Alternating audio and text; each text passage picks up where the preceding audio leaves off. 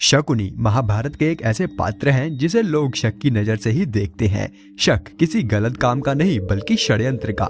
शकुनी को महाभारत में हमेशा षड्यंत्र करते हुए ही दिखाया गया है। जैसे महाभारत के प्रत्येक पात्र की अपने आप में ही एक कहानी है, वैसे ही शकुनी की भी अपनी एक कहानी है जिसे बहुत ही कम लोग जानते हैं। कहते हैं कि हालात इंसान को किसी भी हद तक गिरने में मजबूर कर देते हैं।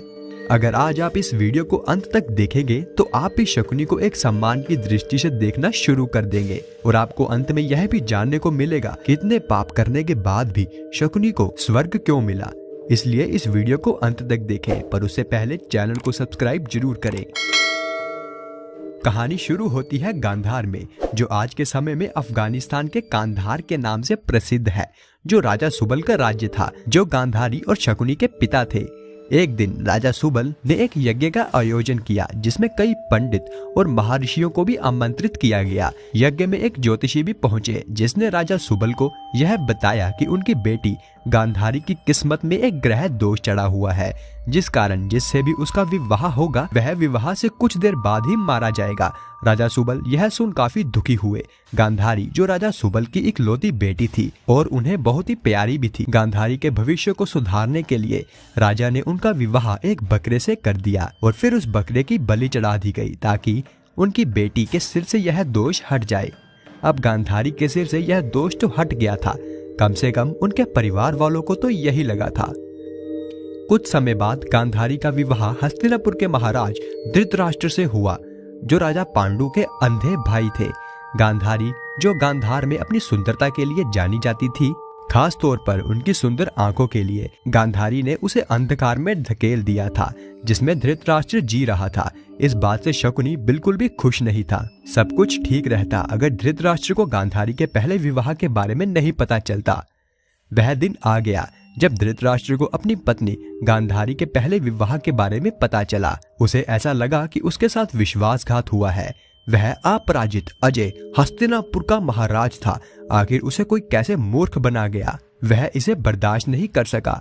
राजा सुबल और उसके पूरे परिवार को काल कोठरी में डाल दिया और उन सभी को यह सजा दी गई कि उनके पूरे 100 सदस्यों के परिवार को दिन में केवल एक बार एक मुट्ठी अन्न खाने को ही दिया जाए। एक मुट्ठी अन्न से भला पूरे परिवार का पेट कैसे भरता, यह सोचकर ही यह दंड दिया गया था ताकि वह सभी मारे जाएं। राजा सुबल ने यह सोचा कि अगर मैंने अभी कुछ नहीं किया तो मेरा पूरा परिवार ही मर जाएगा। तो उसने एक उपाय सोचा कि हर एक दिन अगर किसी एक को एक मुट्ठी अनाज खाने को मिल जाए तो वह जिंदा बच जाएगा। इस प्रकार उसका कुल खत्म नहीं होगा। लेकिन वह कौन होगा?